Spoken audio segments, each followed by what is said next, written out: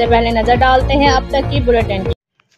یوم تکریم شہداء کے سلسلے میں ڈسٹرکٹ ایڈمنسٹریشن خوشاب کے زیر اہتمام ایک تقریب کا انعقاد کیا گیا، جس میں deputy commissioner Khushab Zeeshan Shabbir Rana, district police officer Khushab Shaista Nadeem, A D C G Ahmad Shoaib, assistant commissioner Rana Nauman Ahmad, Ejaz Malik, مختلف سرکاری ڈپارٹمنٹس کے سربراہان اور انجمن تاجران کے نمائندگان سمیت دیگر مختلف شعبۂ زندگی کے افراد نے بھرپور شرکت کی۔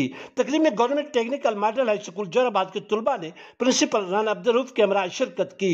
تقریب میں کیپٹن سرور شہید کی یادگار پر پھول چڑھائے گئے، پولیس اور ریسکیو 1122 کے نوجوانوں نے سلامی پیش کی اور پاکستان کے استحکام اور شہداء کے لیے دعائیں مانگی گئیں۔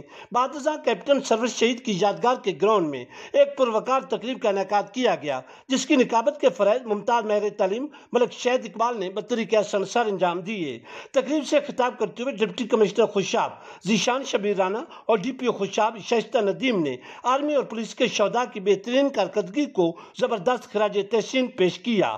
انہوں نے مزید کہا کہ ہمیں منحص القوم وطن عزیز کی تعمیر و ترقی، امن و سلامتی اور خوشحالی کے لیے اپنا کردار ادا کرنا چاہیے۔